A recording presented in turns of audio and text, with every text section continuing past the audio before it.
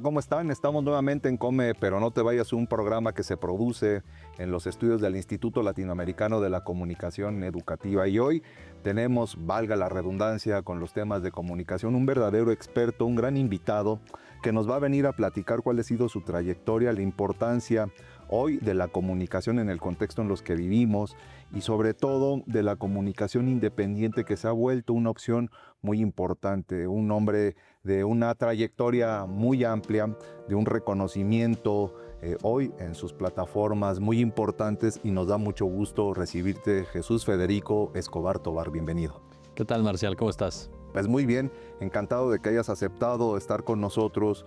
Y de primer saque, Jesús, cuéntanos quién es Jesús Federico Escobar Tovar. Mira, yo creo que, pues si me tuviera que definir como persona, creo que soy alguien que trata de aprender de sus errores todos los días, ¿no? Que como todos creo que cometes errores en esta vida y tienes que irlos mejorando, tienes que ir aprendiendo de ellos, tienes que ir garantizando no volverlos a cometer.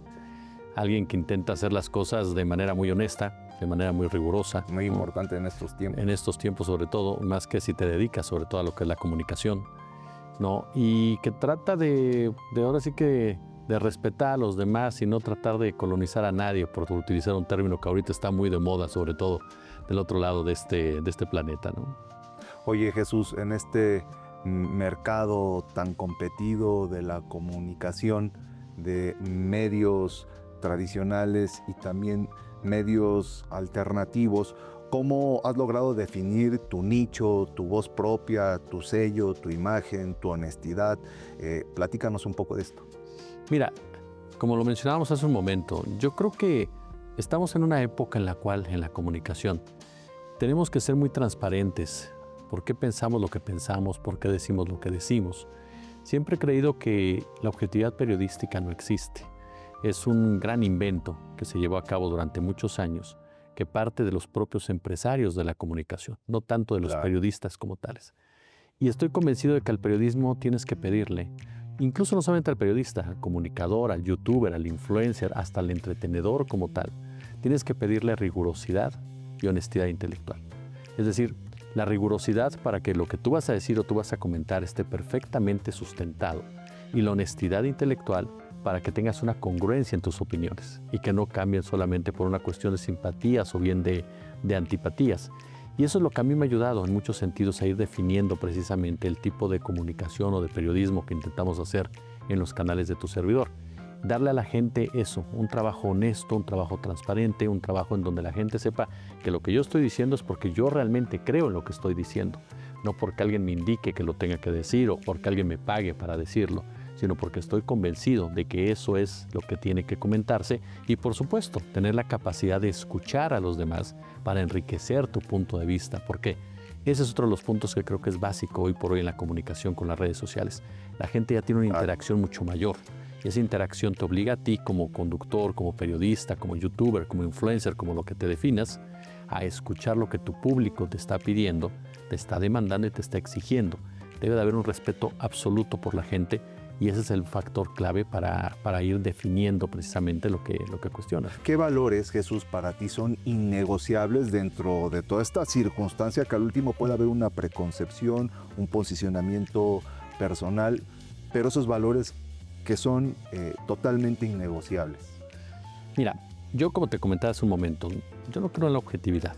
La realidad de las cosas, creo que durante muchos años se vendió la objetividad como la panacea en los medios de comunicación para garantizar una imparcialidad. Quienes hemos estado en años en medios de comunicación, sobre todo tradicionales, sabemos que eso no es verdad. Sabemos que siempre ha habido una línea editorial que parte no del periodismo, no de la gente que se dedica a hacer noticias, sino de los dueños de las empresas. Entonces, lo que supuestamente era objetividad, lo que representaba realmente era la visión de un dueño con todo el interés de salir beneficiado del manejo de información que se estaba presentando. Con base en ello, precisamente, yo llegué a la conclusión que para poder seguir adelante en esta carrera, para poder seguir adelante en esta nueva dinámica que se ha abierto, no, los valores que para mí son innegociables en un momento dado es el compromiso de decir las cosas como son, a final de cuentas. Pueden tener muchas aristas, pueden tener muchos puntos de vista, pueden tener muchos comentarios, pero a la gente le tienes que decir las cosas como son y argumentar por qué. Claro. Argumentar cuáles son los principales puntos de una postura. Eso me parece que son fundamentales. Y no debes de aceptar jamás que por un dinero, que por un beneficio, que por una relación, no cambies tu punto de vista. O sea, tu punto de vista lo tienes que defender siempre si estás convencido de él, lo tienes que enriquecer siempre, en todo momento, y lo tienes que sustentar. Jamás debes de cambiar un punto de vista por otro tipo de intereses que no sean realmente los de decirle a la gente lo que tú piensas, ¿no? Sí, pues mucho está ahí en reflexionar sobre la objetividad o al menos tratar de decir siempre la verdad. Y veo también otra circunstancia que tú mencionas, para ser congruentes, que también eso es muy difícil en una circunstancia de medios de comunicación que, como dicen, pues son un cuarto poder que tienen una influencia brutal, política, económica, social, muy determinante.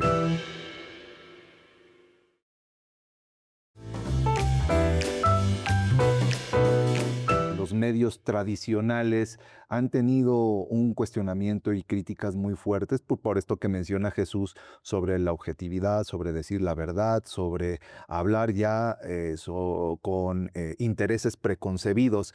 Creo que es Popper en Los enemigos de la sociedad abierta que habla, y ya lo decía también Weber, ¿no? Pues la verdad, la objetividad y la verdad en la propia investigación científica es cuestionable porque el resultado de la investigación depende de quién financia la investigación, ¿verdad? Y entonces algo parecido está sucediendo en los medios de comunicación, pero que sin lugar a dudas, en la medida de que obtengamos información verificada, información fundamentada, argumentada, con datos, nos permite a nosotros, la ciudadanía, las audiencias, tener elementos para al menos ponderar, deliberar y tomar decisiones. ¿Cómo fue tu tránsito, Jesús, y por qué, sin que te quiera comprometer, pero esperamos que nos lo digas, de salirte de los medios tradicionales, de las empresas tradicionales y los consorcios que están en los medios de comunicación, a volverte un comunicador independiente? ¿Qué es lo que te hace tomar esa decisión y por qué? No, simplemente se acaban los ciclos. Llega un momento en el cual tienes que tomar una determinación. ¿Por qué? Porque concluyó una etapa, ¿no? Por decisiones buenas, decisiones malas, por errores, tienes que tomar una decisión, ¿no? Y en ese momento fue que era el instante correcto para yo dejar, por ejemplo, Grupo Radio Centro. Posteriormente yo entré a otro medio tradicional que fue Unife, que es un medio naciente, joven, no tiene mucho, donde me trataron de las mil maravillas, ¿no? Y sin embargo llegó también una etapa en la cual yo sentí que ya no tenía un lugar ahí. ¿Por qué? Pues porque yo quería decidir mis propios temas, yo quería decidir qué voy a comentar, qué no voy a comentar, yo quería decidir mi propia dinámica, yo quería profundizar en mi propia agenda, porque todo periodista tiene una agenda. Eso no está mal, tú puedes tener una agenda más social, en materia de seguridad, expertise en economía, o te gusta más la política, eso es a lo que yo me refiero con una agenda. Entonces llega un momento en el cual tú ya sabes, después de tanto tiempo, que en un medio tradicional eso no va a ocurrir. Y no va a ocurrir porque tienes jefes. Y esos jefes tienen jefes. Claro. Por lo tanto, eso no va a pasar. Tú quieres dictar tu propia línea, tú quieres dictar tu propio contenido, tú quieres dictar tu tono, pon tu propio medio. Por supuesto, no puedes poner un medio como es Televisa, como es Azteca, como es Fórmula, como es Radio Centro. Sin embargo, puedes poner tu canal de YouTube, puedes poner tu canal de TikTok, puedes poner tu canal en Facebook, en fin. Y a partir de ahí poder empezar a generar incluso tu propia monetización, tu propio recurso basado en tu propio trabajo. Entonces a mí lo que me llevó simplemente esa transición fue algo muy particular. Yo después de tantos años en medios, yo había decidido retirarme. En realidad, no cuando salgo del Grupo Radio Centro, consideré que era momento ya de retirarme. Estaba pensando incluso en la posibilidad de poner un negocio, ¿no? Con mi familia, pero se me acercó una persona en una plaza y me reconoció por un TikTok que yo había hecho, ¿no? Me sorprendió porque yo pensé que me iba a reconocer por mi trabajo en Grupo Radio Centro. Y no, me reconoció por un TikTok. Entonces a partir de ahí yo dije, mira, puede ser que a través de las redes sociales, claro, podemos seguir haciendo y podemos seguir hablando y podemos seguir comentando. Y así fue. O sea, en realidad de esa manera se fue dando el tránsito. O sea, ni siquiera fue un hecho, no creas que tan tan Pensado. complejo, pensado, sino que llegó un momento en el cual dije, bueno, esta persona me reconoció, vamos a poner su canal de YouTube, vamos a empezar a trabajarlo y demás. Y pasó algo muy particular porque yo te digo, entró Unife y en Unife sí se puede presentar que llegó esa etapa en donde dije, bueno, tengo el canal de YouTube, empieza el canal de YouTube ya a generar, está creciendo, ya requiere más mi atención y llegó el momento ya en que yo tome mis propias determinaciones. Entonces a partir de ahí se da ese tránsito. ¿Qué tan difícil ha sido? No ha sido nada difícil realmente para mí. Ha sido incluso muy satisfactorio por las razones que Se ve tengo. vocación y Sí. siempre he dicho que la vocación conlleva también un elemento muy particular, muy personal, pasión, y creo que eso Sí. configura Sí, sí, sí. una Me fórmula gusta mucho lo que de hago. éxito. Me gusta mucho lo que hago, disfruto mucho lo que hago, ¿no? Vivo para lo que hago, ¿no? Vivo de lo que hago. Entonces, sí es algo que a mí me apasiona mucho. O sea, me apasiona mucho leer sobre los diversos temas, escuchar a la gente sobre los temas, discutir sobre los mismos. Creo que es algo, como bien lo dices, tiene que ser algo inherente. O sea, tú no puedes hacer algo sin ponerle la pasión, ¿no? Sin ponerle el gusto, sin ponerle la entrega, porque si no, pues no va a trascender. Jesús, si yo te preguntara quién es para ti un ejemplo, ya sea teórico, doctrinal, o un ejemplo de vida en esta dinámica de la comunicación, ¿quién sería para ti esa persona, esa teoría, esa doctrina En el ámbito profesional. profesional? Mira, en el ámbito profesional yo te podría decir que hubo dos personas que a mí cambiaron en muchos sentidos mi forma de ver el periodismo. Uno, Julio Hernández Astillero, Claro.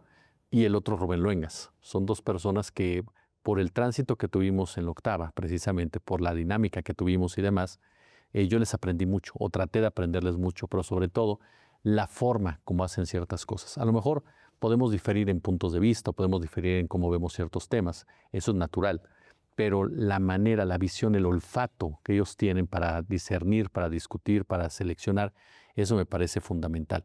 El aprender a ver más allá del árbol, sino ver el bosque entero, el hacer las preguntas adecuadas, ¿no? Esas son cuestiones que yo les aprendí mucho a ellos dos. Además de una persona que se llama Sofía Pérez Javier, que ha sido mi productora muchos años en radio, ahora está conmigo en el canal de YouTube. Una persona que a mí me enseñó a conducir literalmente, que a mí me enseñó a analizar, que a mí me enseñó hasta a hablar, los tonos y demás. Claro, hay ¿no? una técnica en todo el proceso. Todo.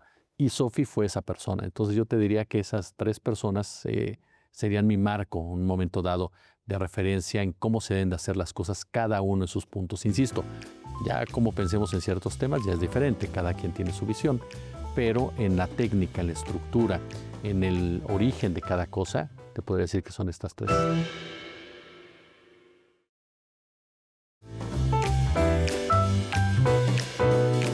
¿Cómo es este proceso creativo de Jesús Escobar Tovar en el día a día, la selección de información? Por ejemplo, inclusive, ¿cómo concilias y equilibras la información de valor con la tendencia, ¿no? Con lo que se volvió viral, que a lo mejor pues también es necesario como una estrategia de comunicación para persuadir y atraer mayor público, tocarlo? ¿Cómo es ese proceso creativo en tus plataformas, en tus canales, Jesús? Mira, de entrada nos levantamos obviamente, revisamos cuáles son los temas fuertes que hay, a partir sí, efectivamente, de la tendencia en redes sociales, pero sobre todo de la trascendencia para la ciudadanía. Hay veces que existen temas que a lo mejor no son tan virales, ¿no? Por decirlo de alguna manera, pero que son necesarios de tocar, de profundizar, de abordar. Y a partir de ahí empezamos a tomar decisiones. Por ejemplo, si voy a hacer un programa en la mañana, eh, vamos a hablar de la guerra de Israel y de Estados Unidos en contra de Irán. Entonces empezamos a buscar la información necesaria para ello. Empezamos a curarla, que es muy importante, porque en las redes sociales cae una cantidad de información por todos lados y muchas veces es falsa, y ahora con la IA todavía más. Entonces tienes que tener cierta calma para ver qué tan real es, aplicar la lógica, el contexto, contrastarla también en muchas ocasiones para que ya el producto que llegue a la gente sea el producto más veraz posible. Claro, siempre cabe la posibilidad de un error, pero que tengas un proceso definitivamente de calidad, un proceso en el cual vas discerniendo qué punto sí, qué punto no. Eso de entrada. ¿Y cómo lo equilibras? Como bien dices, hay una estrategia que siempre es digital y yo se lo recomiendo siempre a los chavos que me preguntan, que es, tienes que subir un video que sea del tema del día, por supuesto, con base a la línea editorial de tu canal. En tu canal es de noticias, tiene que ser un video del tema fuerte de noticias. Tienes que subir un tema viral, efectivamente, en el marco informativo, pero tienes que darle tu tono. Por ejemplo, yo he tratado muchos temas también que podrían considerarse de nota roja, pero hay que buscarle el tono periodístico más allá del morbo, hay que profundizarlo, hay que darle el rostro social, hay que discutirlo, las causas, principalmente los orígenes de esa misma información. No se trata solamente de hablar que a tal persona la agredieron, la acuchillaron, no, sino por qué pasan las cosas. No, eso es muy importante. Si tomas un tema viral, llevar ese procedimiento de explicarle a la gente por qué pasan las cosas. Y el tercero, que es también importante en muchos sentidos, es el que en YouTube se maneja mucho y en algunas plataformas como el de referencia. ¿Cuál es el tema de referencia? El tema de referencia es el que tu audiencia está pidiendo de una forma u otra. Entonces, esas tres son las constantes. Y la metodología es esa, curar la información, prepararte para dar una opinión. Si voy a hablar de mantelitos, vamos a hablar contexto, historia, datos, cifras, nombres, por qué, para qué, con qué. Tratar de responder toda esa estructura, ¿no?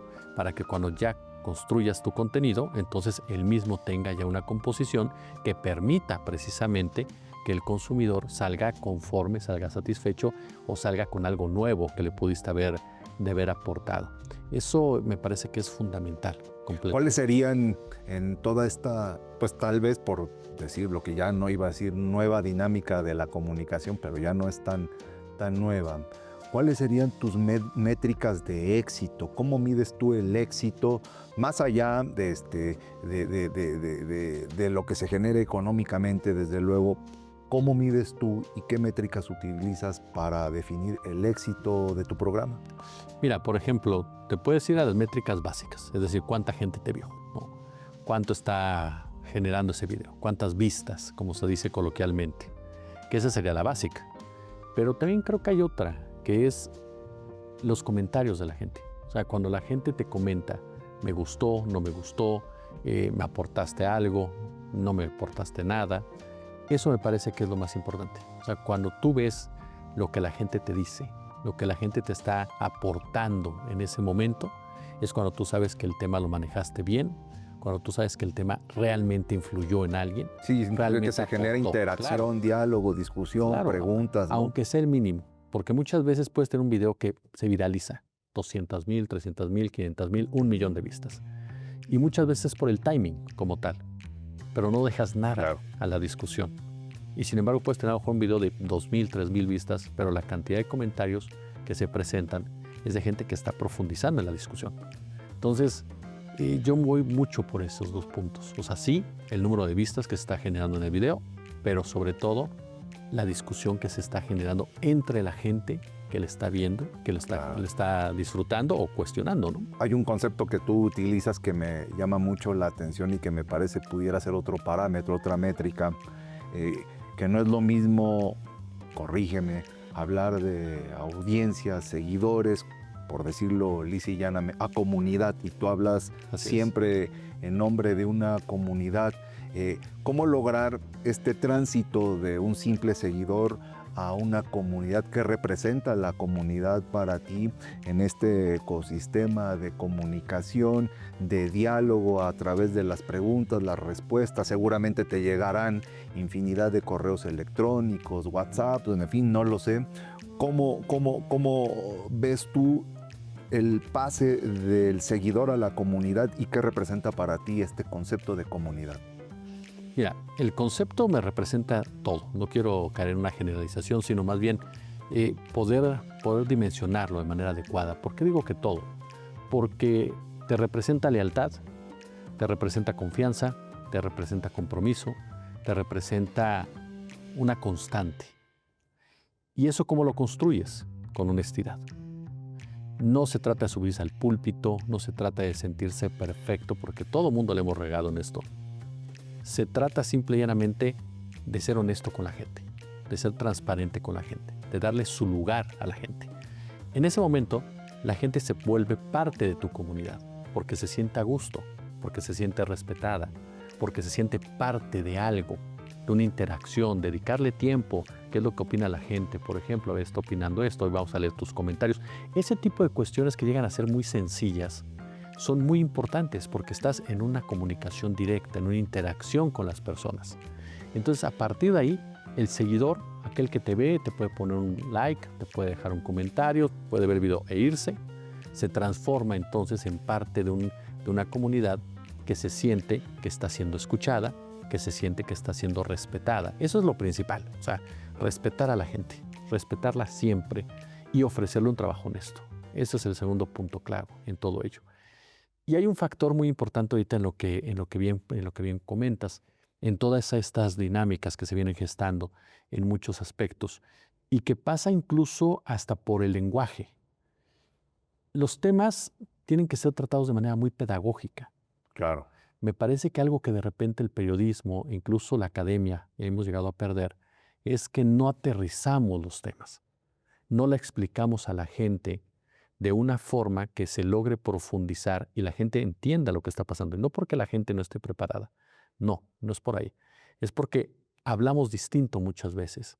De repente eres muy denso en ciertos comentarios, de repente eres muy alegórico, por decirlo de alguna forma, en otros.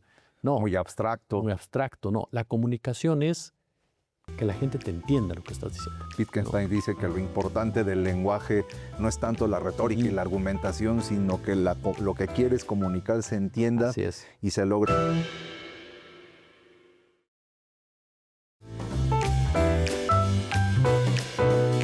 Los invitamos, desde luego, a que los más posibles sigan el trabajo de Jesús Escobar en las distintas redes y plataformas, principalmente YouTube, Facebook. Platícanos acerca de dónde podemos seguirte, dónde podemos escucharte, verte, Jesús. Principalmente estamos en YouTube, en 2 canales, tanto el de análisis como el de entrevistas. También estamos subiendo comentarios en TikTok y en Facebook. Apenas estamos ahí moviéndole. No soy muy bueno todavía en Facebook, entonces algunas cositas ahí quedan pendientes, pero serían principalmente los lugares. ¿Cómo te encontramos ahí? En el caso de YouTube, Jesús Escobar Tobar, ¿no? Y canal de entrevistas de Jesús Escobar Tobar. Así no me quebré la cabeza para nada con los títulos.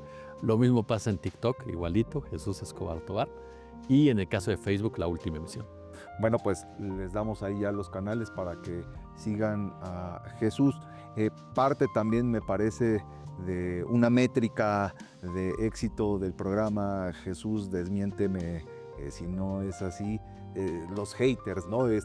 ¿Cómo tú equilibras, concilias, tratas de estar con una hasta paz mental, no lo sé, pero si fuera el caso, con estos críticos, a veces también malintencionados y no tan objetivos? ¿Cómo se lidia con eso, Jesús?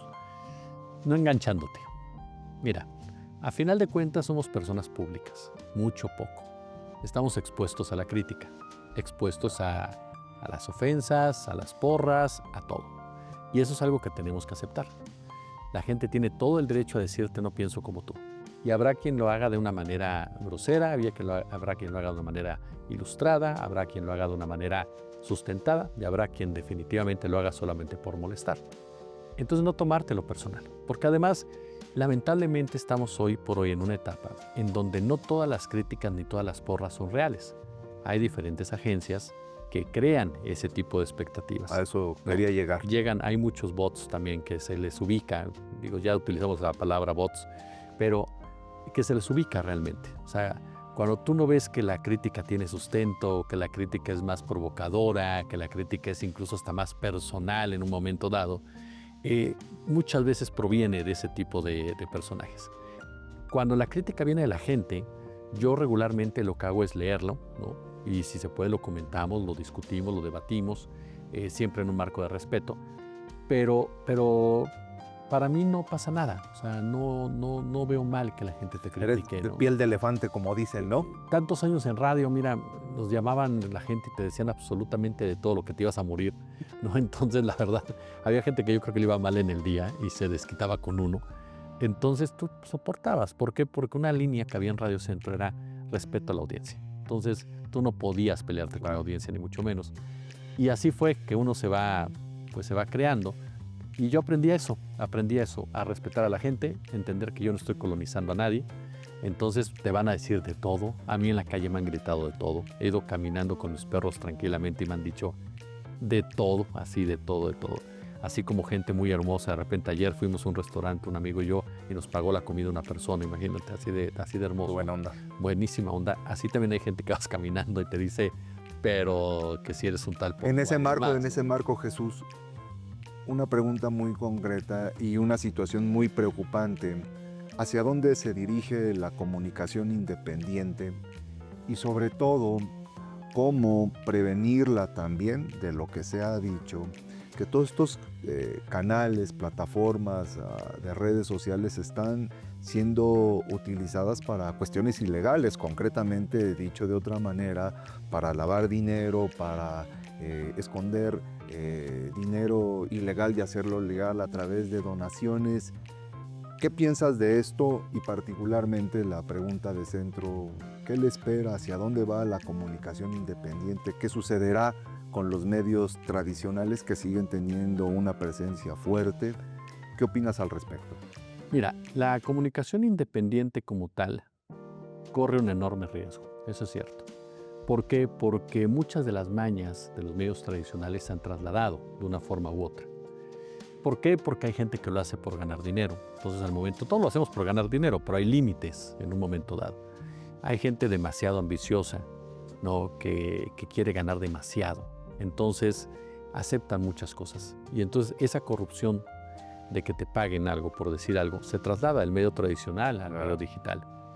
Lo que bien señalas, hay muchos youtubers, influencers particularmente, que replican lo que hay también periodistas que trabajan para el crimen organizado, por ejemplo, y lo que hacen es legitimar y normalizar las actividades a cambio precisamente de apoyos financieros o incluso no de ser prestanombres para el lavado de dinero, como bien lo señalas.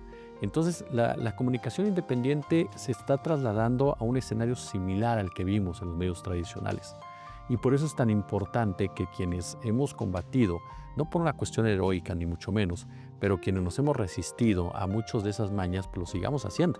Esa es la verdad. Y que la gente, la audiencia, aprenda a diferenciar quién sí está haciendo las cosas de manera correcta u honesta y quién no lo está haciendo. ¿Te parecería que es muy necesario o urgente una acción legislativa para que se regule, para que se pongan candados, para que se señalen sanciones ejemplares? ¿Crees que dentro de las carencias que hay o de las cosas por hacer sea necesario un marco regulatorio más específico? Mira, no por una razón, porque lamentablemente el poder político siempre va a buscar regular para su propio beneficio. Lamentablemente la clase política, no solamente en México, en el mundo entero, siempre buscará regular al periodismo para que el periodismo no se convierta en un problema. Nos tenemos que autorregular en muchos sentidos y la audiencia tiene que ser la que castigue, la que sancione, la que vete, la que diga esto no me gusta. Me parece que es más por ese lado, que sea la propia audiencia y que sea el poder político quien ayude concientizando a la audiencia con información, con cuestiones educativas, con acceso a distintos foros y demás, para que la audiencia sepa quién me gusta y quién no me gusta como tal. Lamentablemente en el otro espectro yo sí veo mucho riesgo, porque históricamente la política siempre ha visto al periodismo como un obstáculo. Y vas a tratar de regular a los que realmente hacen el periodismo. A los que no lo hacen, a los que se pasan de vivos, no les vas a hacer absolutamente nada, porque esos te son útiles, incluso tanto política como empresarial como militarmente, porque los utilizas para llegar tus mensajes. Entonces realmente la regulación vendría hacia quienes sí están haciendo lo correcto, pero no te conviene que profundicen en ciertos temas. Ese es mi gran temor siempre con ese tema. Yo por eso sí creo que es la audiencia y la audiencia la que tiene que decir esto sí y este no.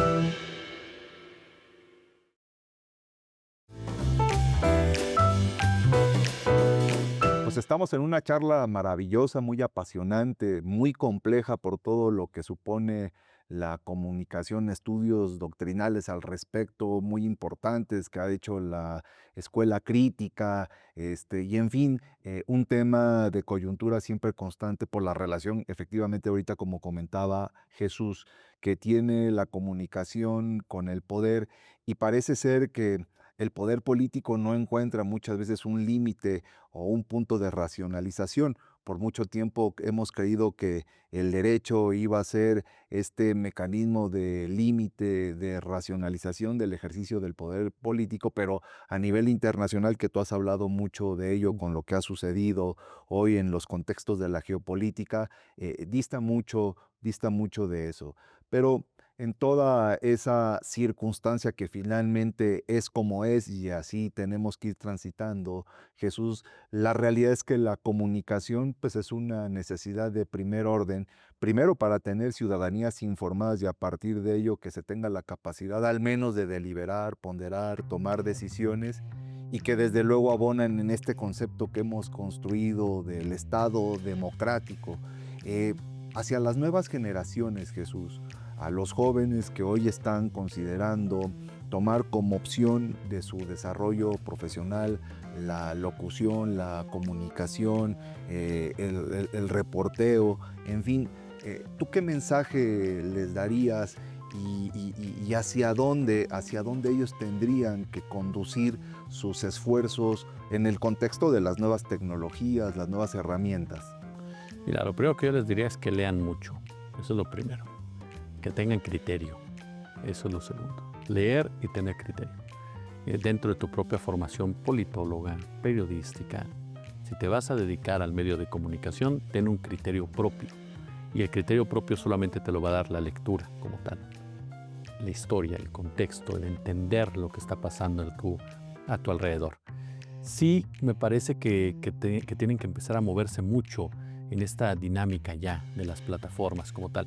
Los medios de comunicación tradicionales no van a desaparecer ni mucho menos, van a seguir ahí, pero ya desde hace muchos años son insuficientes para albergar a todos los jóvenes que salen de las carreras.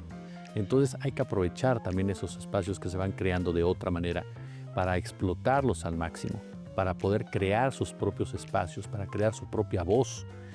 Puedes trabajar en un medio tradicional y creas tu propio espacio, y ahí en ese medio, en ese espacio, dices lo que tú piensas, dices lo que tú opinas, porque tú no vas a cambiar la línea editorial de un medio tradicional, jamás, eso no va a ocurrir, pero lo requieres para que te paguen el dinero, pues, porque todos necesitamos comer. Entonces, tú trabaja ahí, aprende ahí, que de todo se aprende, pero crea tu propio espacio, tu canal de TikTok, tu canal de YouTube, tu canal de Twitch, de Facebook, lo que sea. Al principio te van a ver tu mamá y tú, nada más. Pero con constancia, mucha constancia, vas a empezar a ver cómo crecen y con preparación, que tu punto de vista es un punto de vista que atraiga, no por el morbo, sino que atraiga por la capacidad y preparación con la cual lo estás expresando. Eso para mí es básico para los chavos y las chavas, que se den cuenta que hay que elevar siempre el nivel de la discusión, el nivel del debate, el nivel del punto de vista, que la gente cuando los escuche se dé cuenta que no es la opinión que pudo haber escuchado con un vecino, sino que es la opinión de alguien que sabe de un tema como tal. Y desde chavos pueden irse preparando en el sentido de deportes, espectáculos, política, economía, en el que tú me digas. Y sí, se tienen que preparar mucho con la inteligencia artificial, que bueno, yo tengo problemas con ese nombre realmente, pero bueno, así se le dice coloquialmente, la IA, y se tienen que ir preparando con esas dinámicas, entendiendo cómo funcionan los robots, porque son empresas, YouTube es una empresa, TikTok es una empresa, Facebook son empresas y tienen censuras, por supuesto.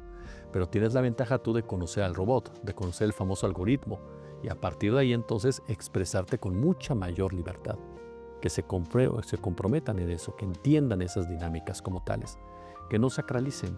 No hay que sacralizar ni al periodista, ni al youtuber, ni al influencer, ni al entretenedor, ni al comunicador. Hay que hacer un trabajo honesto como tal, provenga de cualquier trinchera del ecosistema comunicativo, ¿no? Es grande la inversión que tendría que hacer un joven para poner su canal y empezar a transmitir. No. Realmente es muy asequible, ¿no? Sí. Fácil. Mira, hoy por hoy, digo, la calidad siempre se va notando, no es la misma calidad, por ejemplo, de una de las cámaras que tenemos ahorita aquí, incluso que la de un teléfono celular, no es así.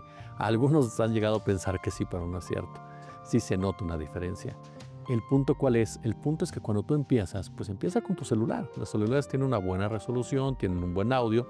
Los chavos andan por ahí. Si tienes una computadora, abre tu computadora con la cámara de tu computadora, crea tu canal, ahora sí que dale iniciar y ponte a hablar, ¿no? Ponte a denunciar, ponte a grabar, ponte a decir lo que está pasando como tal. Pero insisto, hay que meterle, sobre todo, diría mi padre, hay que meterle cacumen. No es caro, la realidad es que no es caro, pero sí requiere sobre todo mucha disciplina y mucha constancia. Sí, esto que dices es fundamental, el dominio del tema, hablar con argumento, con fundamento, con doctrina, con método, desde luego da una seguridad muy importante para enfrentar no solamente una cámara, ya sea una profesional o la de tu teléfono, sino inclusive un auditorio cuando te paras a hablar, siempre el dominio de la información Oye, y te la vas a seguridad de la equivocar, hermano, te vas a equivocar, mira, que no le tengan miedo a equivocarse, te vas a equivocar. Todos nos hemos equivocado. Yo un día no pude decir Barrio Bravo de Tepito durante 10 minutos en radio. ¿Y qué haces? Pues le sigues adelante. Claro. Te equivocas y sigues adelante. Te caes y sigues adelante. Así es la vida. Todos nos equivocamos. Todos cometemos errores graves, medianos, pequeños. Te tienes que levantar y seguir adelante. Lo mismo pasa al estar al aire. Te vas a equivocar y la gente va a decir, este ni sabe. Dale, síguele. Te equivocaste una vez, vuélvelo a hacer. Te equivocaste dos, síguelo haciendo. Conforme lo sigas haciendo, vas a aprender a hacerlo mejor y te vas a sentir con una mayor seguridad. Pero como tú bien dices y coincido plenamente contigo, entre más sepas del tema, más seguridad vas a tener al momento de expresarlo, ¿no? Jesús, pues estamos muy agradecidos que hayas aceptado a Pues yo venir con honrado. nosotros en el Instituto Latinoamericano de la Comunicación Educativa. Estamos muy interesados en mostrar trabajo serio, trabajo de calidad y desde luego con esa confianza de seguirte, de valorar y apreciar todo el trabajo también hecho que haces, pues le recomendamos a toda nuestra audiencia, a todo nuestro público que sigan los canales de Jesús Escobar Tobar, una alternativa de información muy importante, objetiva, pero sobre todo, como dice Jesús, honesta. Te agradecemos mucho, Jesús. No, Esta hombre, es tu casa. yo honrado completamente, te lo agradezco muchísimo y más por esas inmerecidas palabras.